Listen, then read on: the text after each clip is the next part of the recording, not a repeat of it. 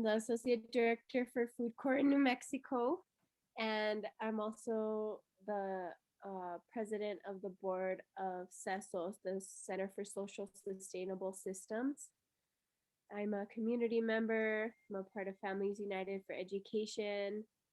Um, and I also helped create this framework that I'm going to be presenting to you. Thank you, Kateri, for recording. I was asked if this was going to be recorded, so it's good to know. Um, so my family has been here in New Mexico for many, many generations. And I would say probably 3 generations before mine was the last time that my family was really digging deep into the soil as their livelihood, because of the droughts that were happening in Torreon, New Mexico. And then I think just the urbanization of my family, people moved away from that.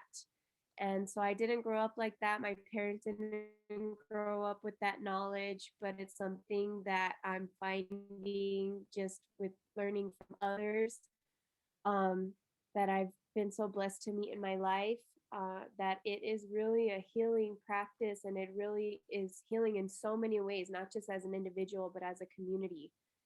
And these concepts that I'm going to share with you, I did not create, I did not come up with. It was more that I was introduced to them by the people around me, and I just put them together and like related them together in an easy to see way. But they've existed long before I ever did. Um, so I'll give you some history of how I came to know these concepts. Um, I could give you some history of maybe how they were created, but I don't know. It's like language and values and morals. How are they created? What is the history of that? It's hard to really pinpoint that. So I'm not going to really try hard to do that. So I started with the Center for Social Sustainable Systems, which is the community-based organization in Albuquerque, New Mexico, in the South Valley specifically, probably in my second year of my master's program as a youth intern. And I wanted to be a part of their program because they help you understand and plan research with an Indigenous perspective, and they pay you, which was always good for me as a student. I loved that. So um, I got to learn from Virginia Necochea, Dr. Virginia Necochea, and Jorge Garcia. They were the leaders of the youth internship at that time. And my question was, how do we create more cohesion amongst the community-based organizations in Albuquerque so that we could have a bigger impact than we already were? I had been a community organizer at that time probably for 2 or 3 years, and I was just seeing a lot of I don't know, just a lot of people working in silos, going in the same direction but separately. And I just knew and I know that there's so many people that share the same values. I didn't understand why that was happening, so I was trying to address that. But through this internship, I was thinking about, like, let's do some parties and get people together and just hanging out and getting to know each other in that way. But that didn't seem to really work, and it was a lot of work for me. And I'm not a partier, so it was just too much. And then I also did the Transformar program with El Centro de la Raza with Jorge Garcia, and they helped me develop this framework further. Um, and, you know, it was through the communities that they're a part of that I was introduced to these concepts, and they helped me put them together, like I said, in this framework. But we didn't want to stop there, because a lot of times, as you probably know, when you're doing a master's program or any type of project, a lot of times it's seen maybe once or twice and then it's put on a shelf. But we wanted to give life to this and share this with the community. So along with CESSOS, I helped create a curriculum uh, called Ciclos de la Tierra. And so it's a gardening curriculum that we're still working on. We're almost finished our last point is to make it more teacher friendly and student centered. And so we're working on that currently.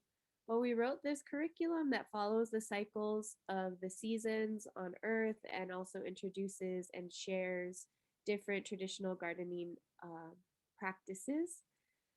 PED is supporting our work, and once the curriculum is done, it will be showcased on their website, and it will also be on their website for people to access. It will also be accessible through the CESSOS website, CESOSS.org,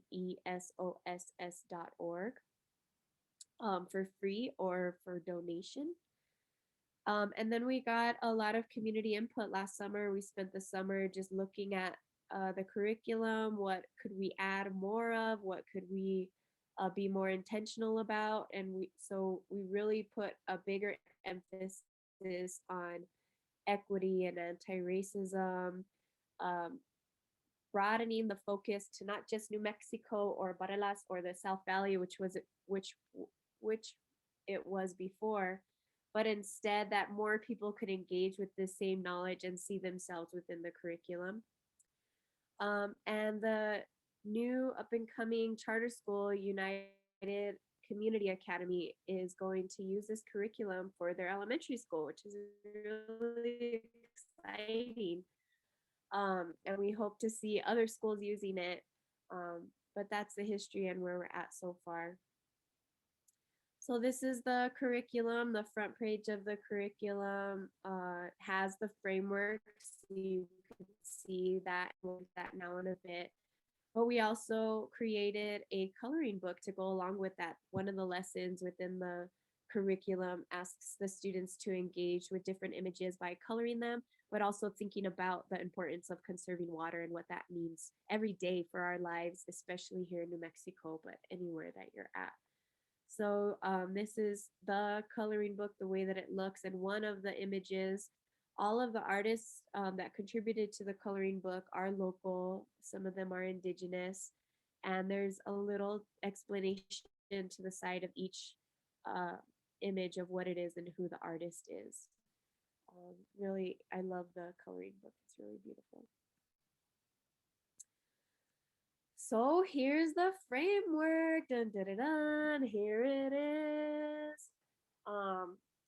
So the 4 concepts are Resolana, Querencia, Mutualismo, and self-governance. I'll go into each of these individually. I like to start with Resolana because I think that's where, is natural for us to start, but there's no start or end to this cycle. There's not any one part of this cycle that sits alone. A lot of times you'll see all of them happening at the exact same time, and it's meant to be used over and over and over again, a point of reflection, a point of starting, when you're making goals, when you're reviewing your goals, anything at any point you could use it, I believe. And I also want to give a shout out to Ada Cruz, who is the artist who did this imagery. They're artist outside of Albuquerque.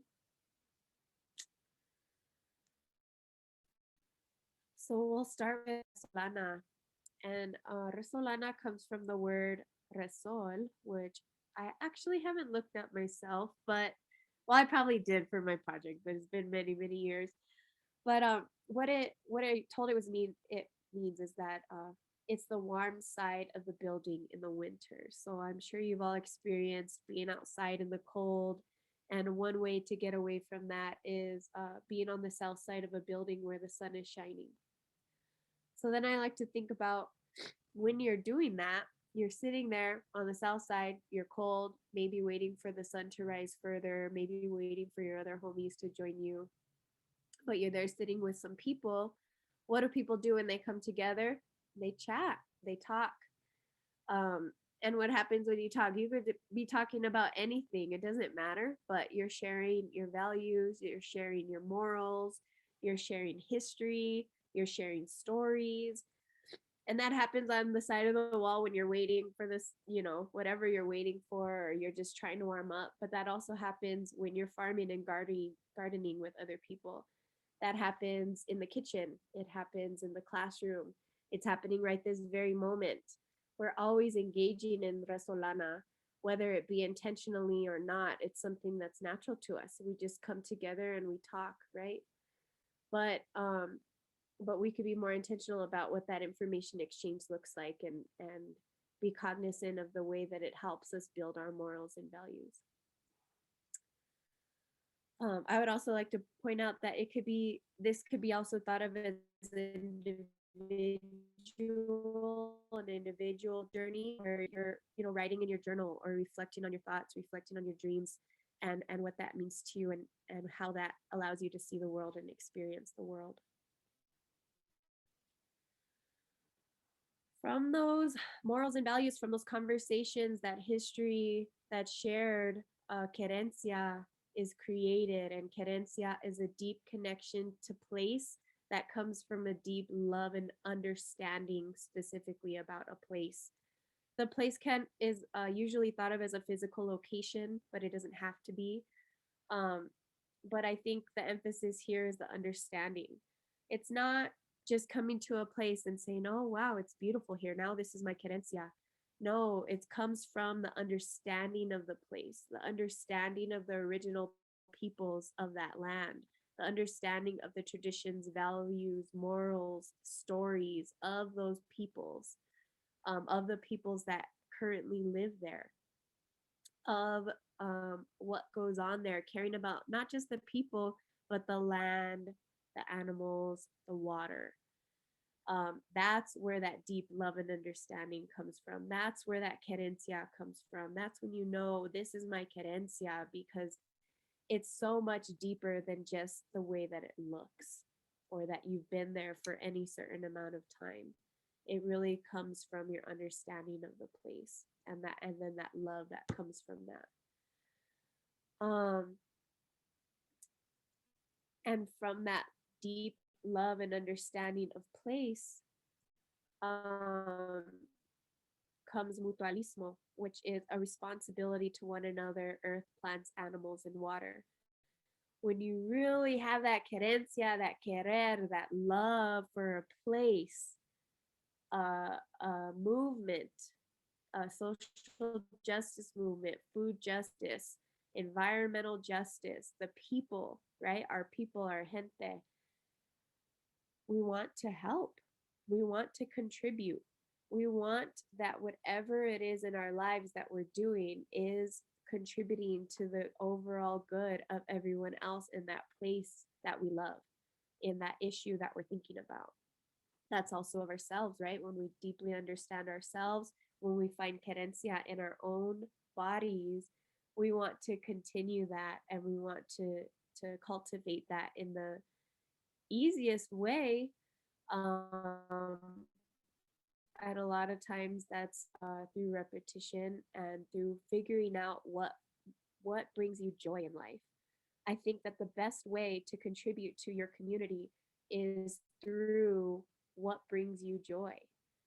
If you are joyful doing this, whatever it is, I'm not going to be any type of specific, but if you're joyful doing that, you're going to want to do that every day. You're going to get up so excited to do that, whatever it is. And because you're excited, because you're bringing that energy to it, because you're bringing that joy, it's just going to be that much more of a contribution to the people, whatever it is.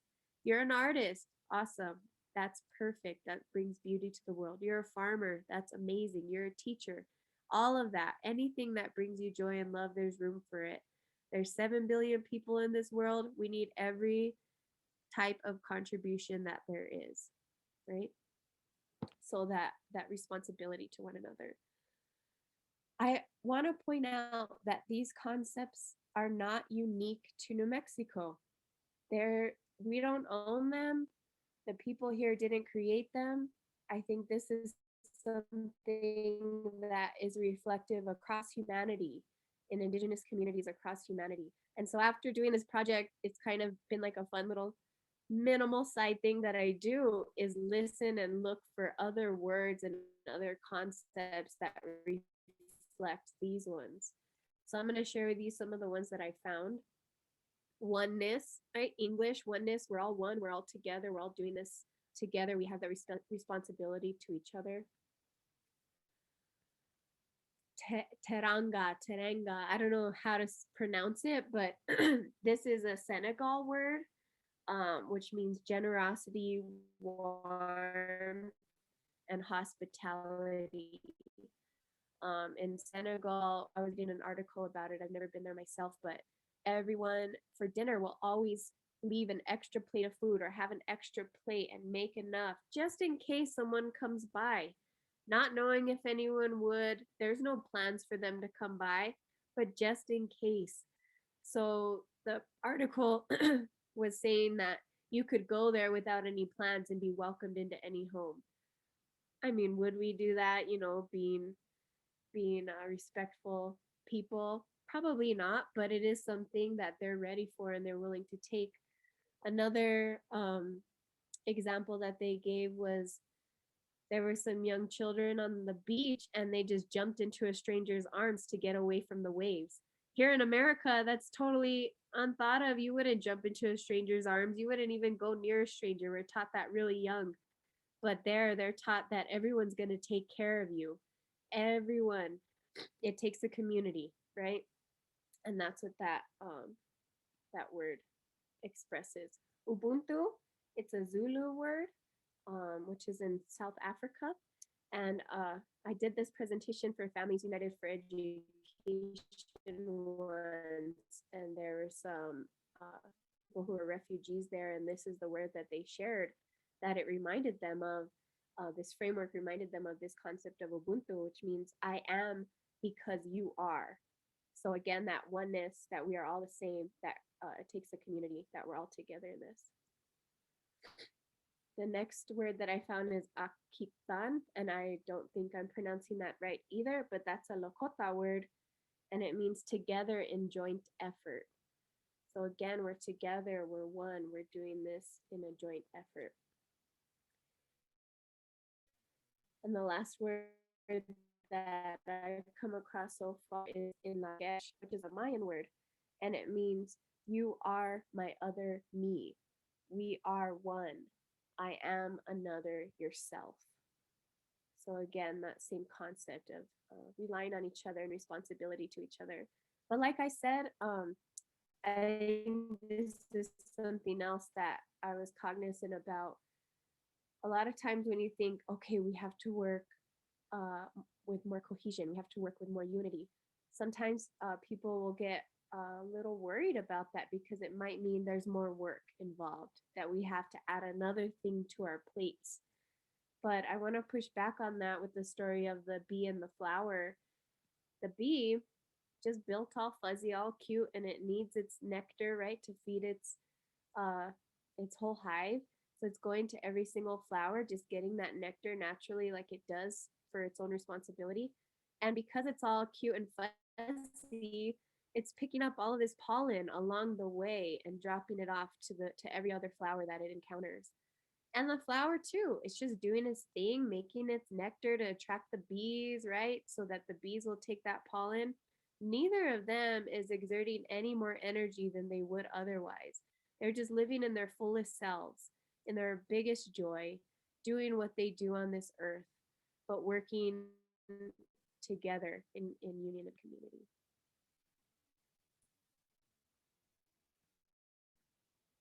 Finally, the last concept is self-governance, which is like more the reflective piece and putting and solidifying all of these other practices.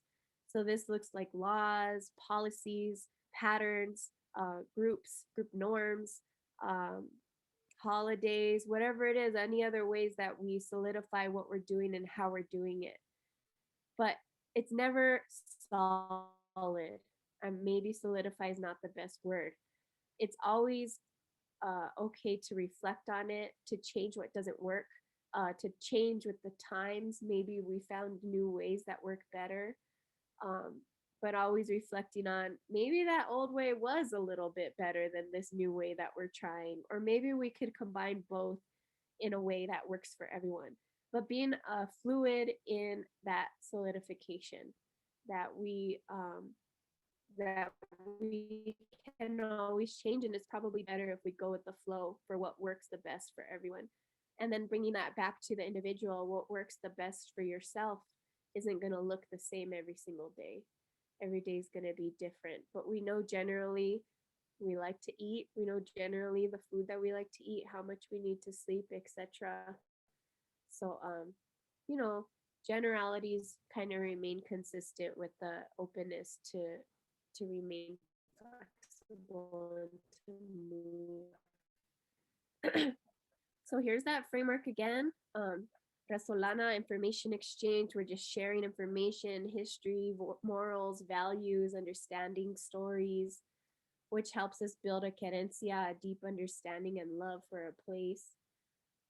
Which leads us to mutualismo, wanting to give back, feeling that responsibility for the place that we're in, the people that we're with, ourselves. Bringing joy into that. What does that look like to contribute at our most highest, truest selves? And solidifying it with self-governance. And you'll see a lot of these practices in current, if people are doing it every day. We've seen mutual aids, a lot of mutual aids come out during COVID. A lot of people were doing what they could to support everyone else around them. And we've seen them many times in the past, and current reality of water sharing practices, of acequias, using acequias to share water. That's what the people in the bottom left are doing. They're cleaning out the ditch, the acequia, so that it could be used by everyone else. Everyone contributes to that in one form or another.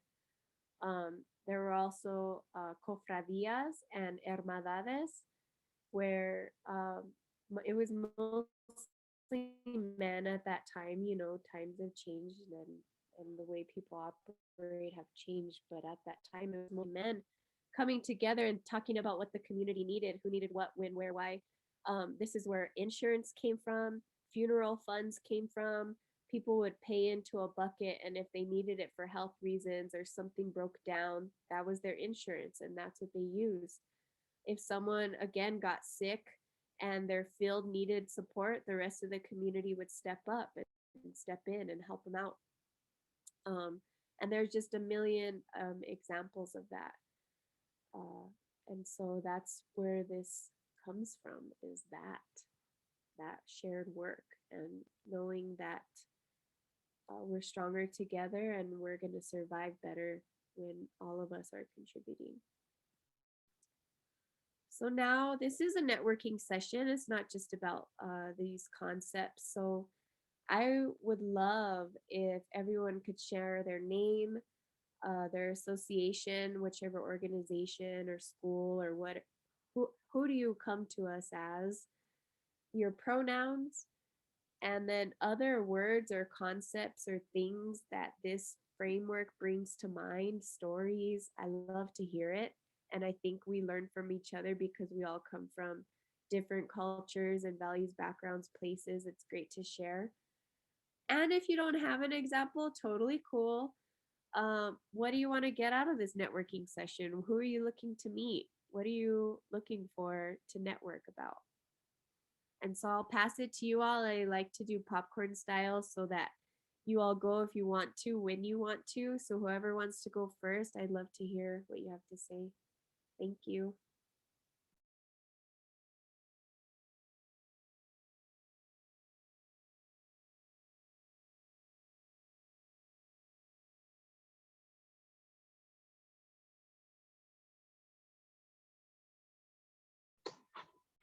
Hello, I'll say hi. My name is Bridget, and thank you so much, Kateri, for this invite. I have been dying to partake in this conference, and unfortunately, like the schedule just hasn't worked out. So this is the first session I've been able to participate in.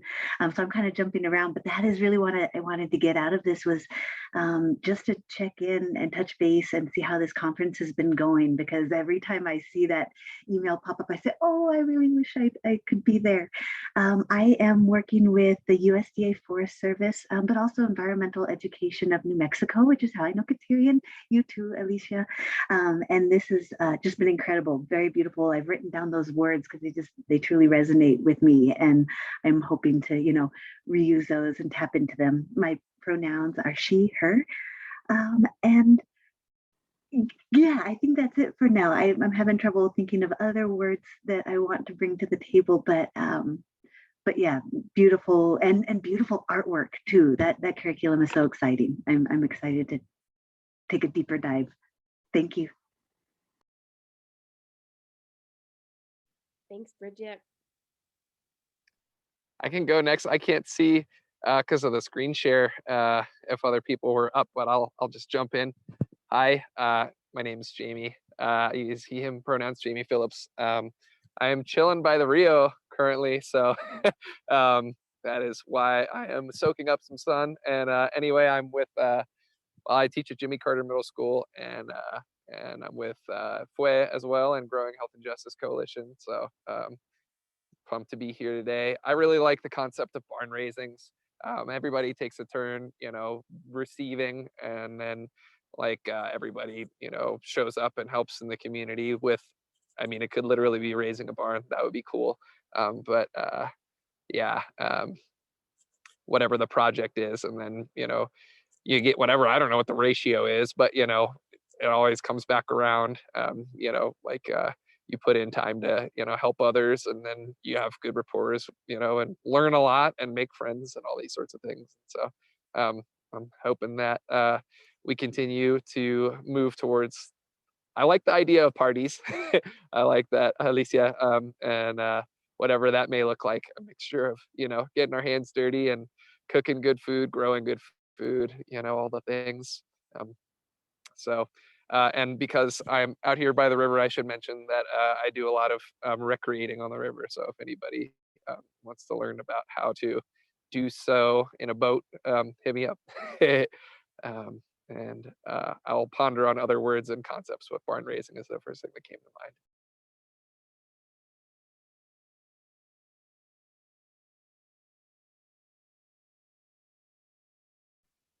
Thanks, Jamie. I'll have to look that up. I haven't heard farm raising before. That was cool.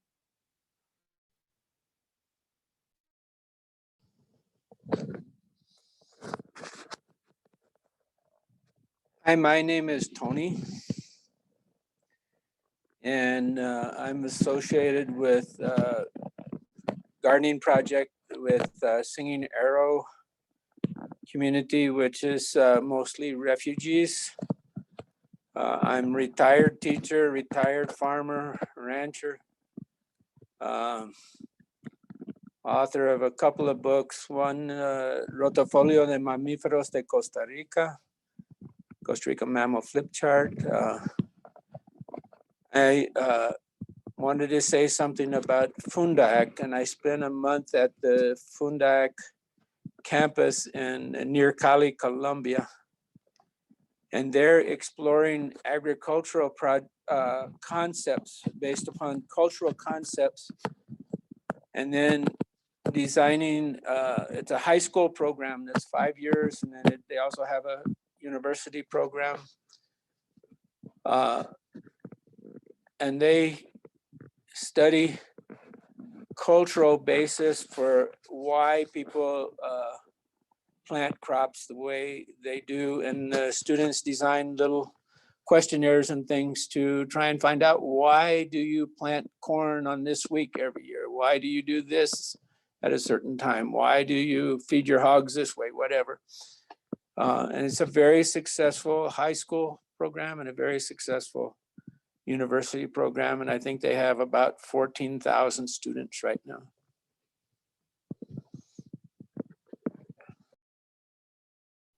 Wow, that sounds amazing. I would love to have gone to that high school or have something like that here. That's awesome.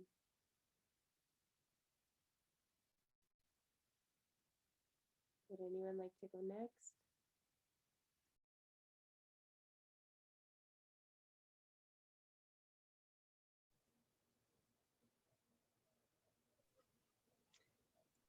I can go. This is Kat from La Semilla Food Center, and my pronouns are she, her.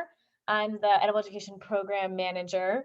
And yeah, like this session and everything that you shared, Alicia, is like, it's just making me think a lot about some of the other sessions as well that have been presented at the conference. I went to one, I think it was on Tuesday, and they were sharing a lot about how different school gardens are built, talking a lot about youth voice. I can't remember, one was one of the sessions as well. And you know, sharing in like the Albuquerque public school systems, how all the gardens look really different.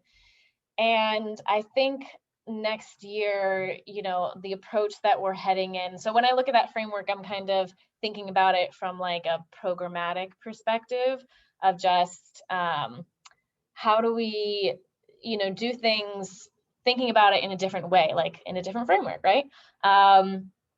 Of just involving more youth voice, community voice in how we've done things. We have these gardens that are established, but you know, it takes longer to do this, right? And so I think sometimes we get wrapped up a little bit in, and maybe this is like a Western mindset or whatever it is about trying to produce things on a quicker timeline or like make things happen. And we know that community building and engaging with like getting the voices of youth and teachers and parents and all those things takes more time. So I think this is helpful for me to think about like how we can slow down and how we do things and make time for engaging in those. And you know, we always have builds that we do at different schools and just allowing a lot of time to make sure that people are can participate in that way. Like it makes me think of that celebratory thing, you know, instead of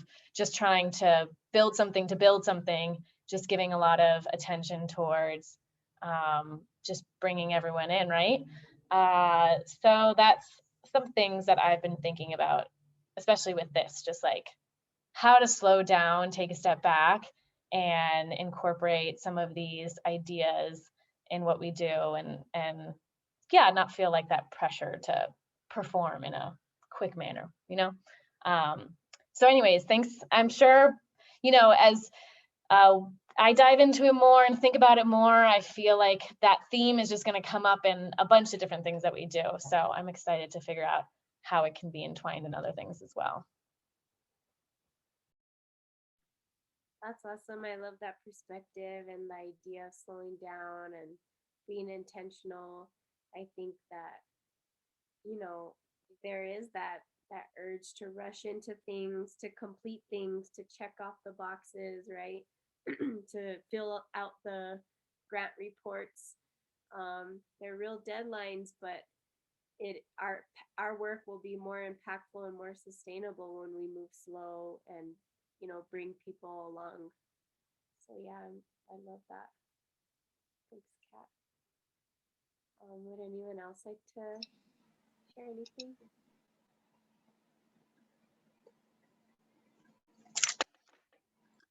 So, hi, my name is Marlene, and my pronouns are she, her, ella, and I'm also with La Semilla Food Center. I am the director of the community education program at La Semilla, and so I do work with Kat, who just went, so I thought I'd follow up also. And for me, what all of this brought up is much of the work that we're already doing as an organization in trying to figure out, you know, and being very self-critical of the way that we're teaching and how we're effectively reaching people. Many of the times that we, you know, create or have an opportunity to teach others, it's very much through like a Western lens. And if anything, for me, the past few decades going through, you know, Western academia has taught me that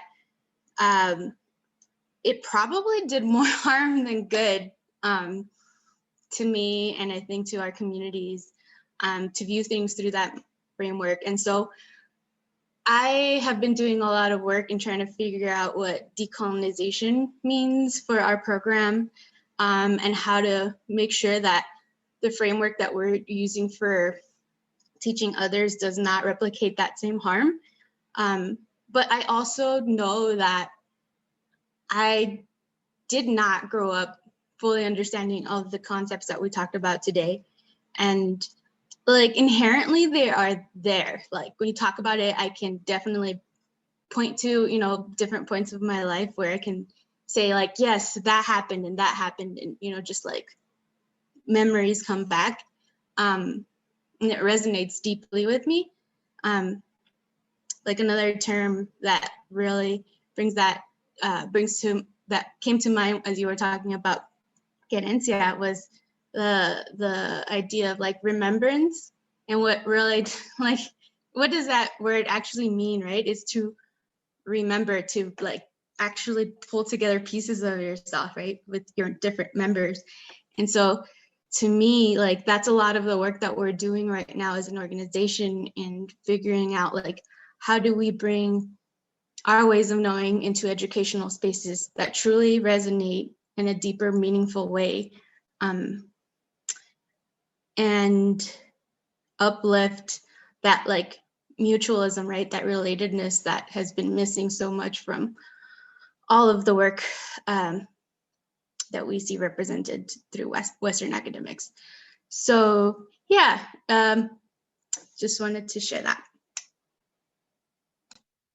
Thank you, Marlene. I love that you already see this in the work that you all are doing, that you all are already in line with it, because yeah, like academia makes us define it and have all of these like, you know, so that other people could understand imagery and all of that. But it is something, so it's so much more than just an image and a word. It is something that is felt, that is practiced. And so it's beautiful that it's already happening. You don't need words to describe it. It just is. And that remembrance too, I think that's what this work is for me, is a remembrance, is a DNA remembrance of what once was and what can be and what still is. So thank you, Marlene. I'd love to hear from anyone else who would also like to.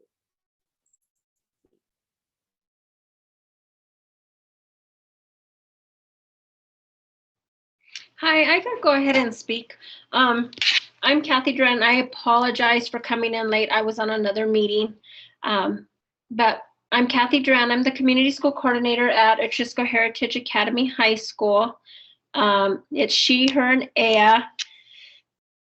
And what brings me is I want to learn more about all the you know, the farming, the gardening, and stuff like that. I'm not too familiar with that. I know when I first started in this position, I'm still learning a lot, but we are actually going to start getting our garden up this weekend. So just being able to come in contact and be able to try to work around and see what I can learn out of all of this, and just being a part of it. You know, I want to try to make, you know, new partners, get to know new people, and, you know, just see what comes of it. You know, just try to make our school look, you know, really nice too.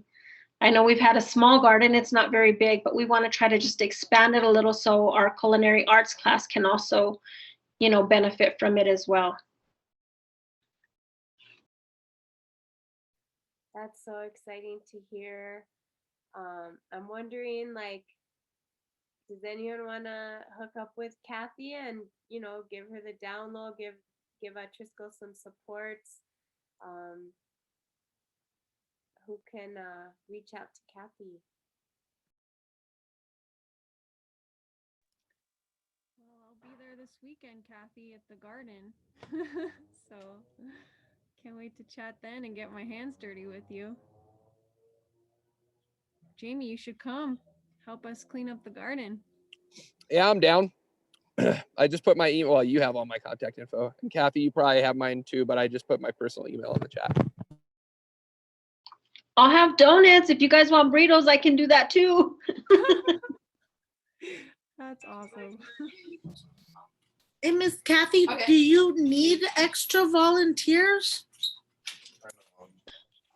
Well, it's not a very big garden.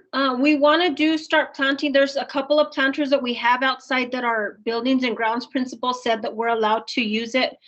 We did have a switching of the buildings and grounds principals. We just want to get it started. It's not, I know that the IGS program, which is our special ed program, I guess they're just wanting to turn their dirt, but we want to see how we can get those other planters ready so we can start doing that for our culinary arts instead of, our teacher always having to buy everything out of pocket. So anything that we can do, I know we don't have anything, no plants or anything, just to try to build it up. I'm not too sure, this is new to me, so I'm the one who has to try to push it forward. I'm just trying to see how we can get it going. I hear all these stories of other schools having it, and it's a really good opportunity for us. And since we're the biggest high school, we got to try to look good on our part too, at least. Ooh. You should, I'm gonna put my number in the chat so you could text me later. We might have like some young people that have to do some volunteer stuff, but it might be just too short notice. And then however, but we should talk. And then the other thing I was gonna tell you guys, and I've been meaning to say this week in the workshops, and I just keep forgetting, and I had totally forgot, but you can buy food with food stamps. You can buy plants as long as they're food bearing plants, and the store you're buying them from like accepts EBT.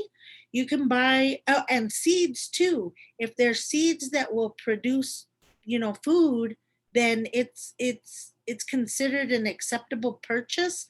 And I know we had a couple of families that like had called asking about like the EBT money that they got from APS, and yeah, so I've just been trying to tell as many people as possible.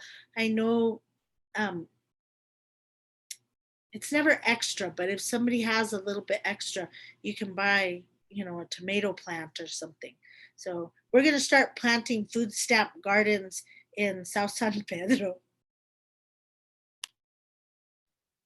That's awesome. And Kathy, the extension office, the county extension office always has a lot of seeds. Bridget Tam just said to email them. If you email her if you have a need for more seeds, because she has a lot of them. But yeah, there's definitely an abundance of seeds. Email me as well. I definitely have access to seeds too. Thank you, everybody.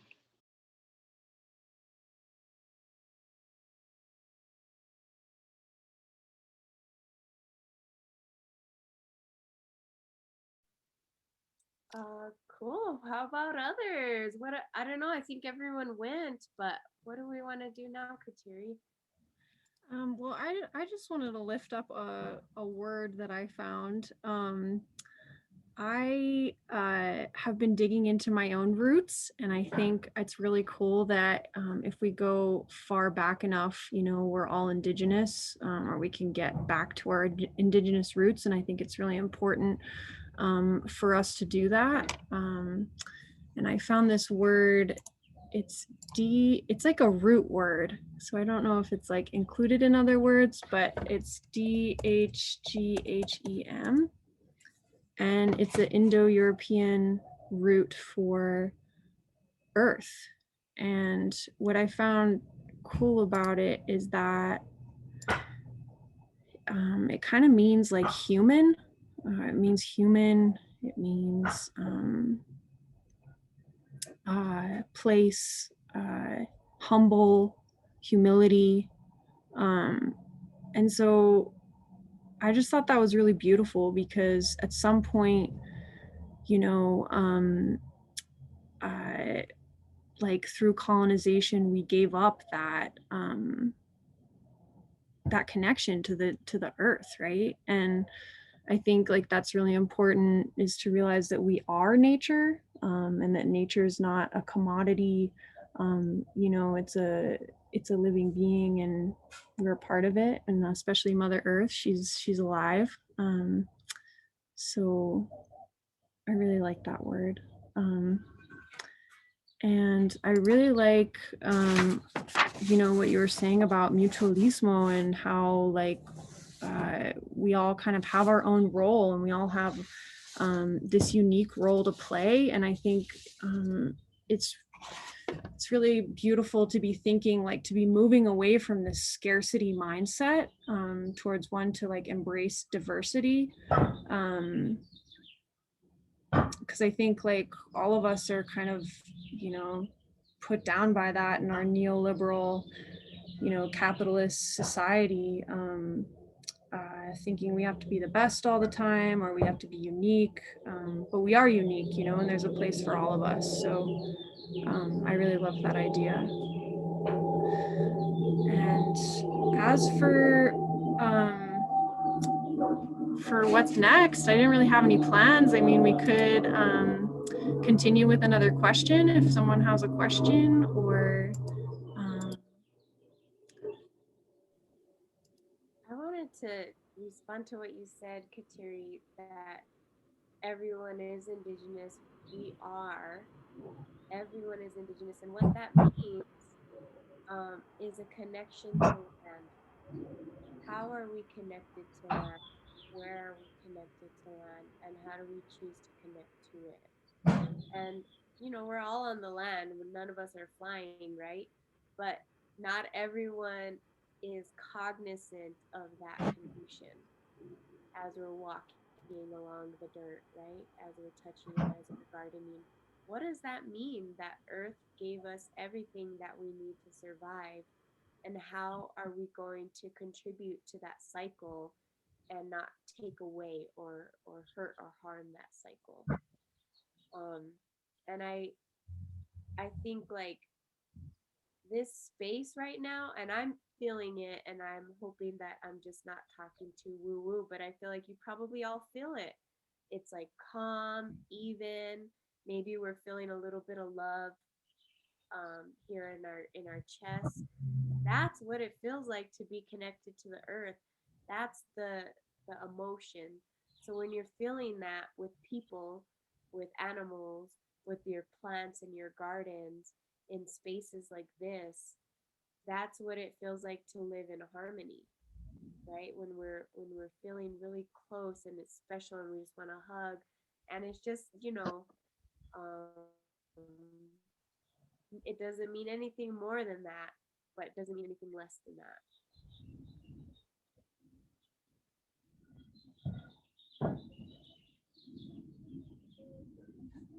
yes.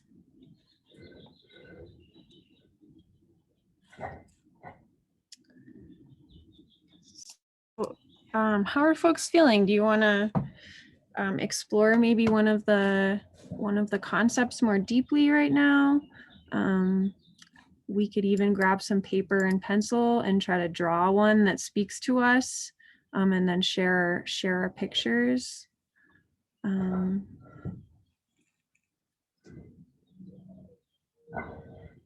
we could also end and go be outside and enjoy the rest of our day. It's totally cool too.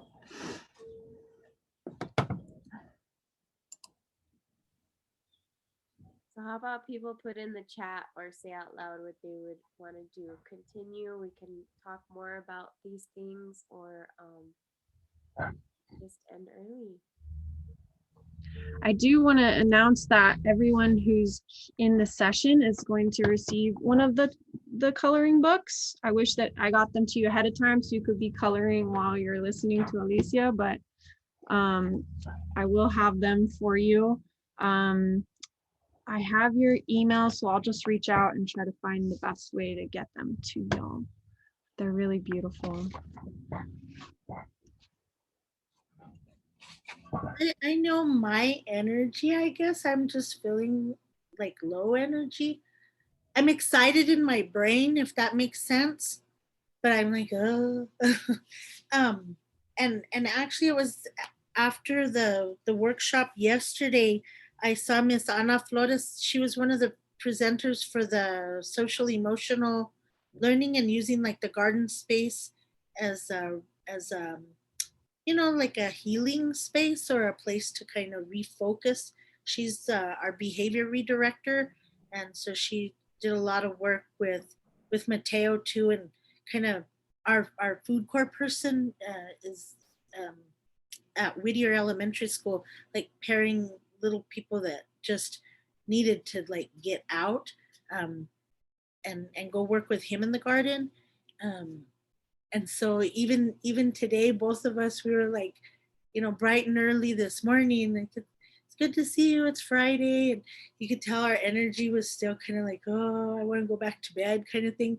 But we were both saying we're really excited, especially after she just got really re-energized or re-inspired after speaking yesterday and kind of telling her story and reminding herself just when we were out in this space in a different way than we have been in the last, during the pandemic, just how inspiring and how much she really enjoyed it.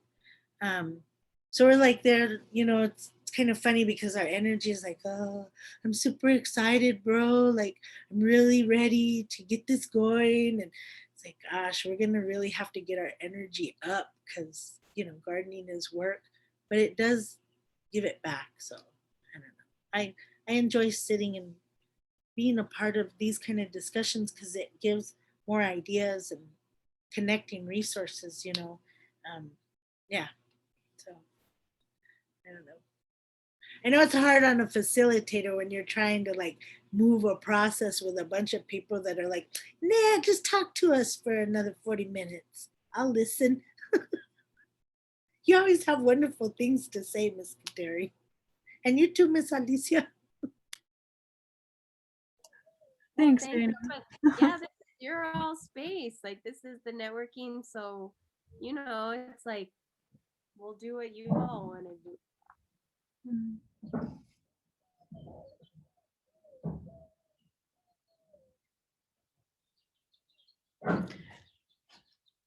Well, Bridget just said she's comfortable with whatever direction we go. Kat said, happy it was recorded. Sad to miss that presentation. Definitely, that presentation was very powerful. Miss Anna told some really beautiful stories. So if you get to go check it out. Well, I'm bad at making decisions too, but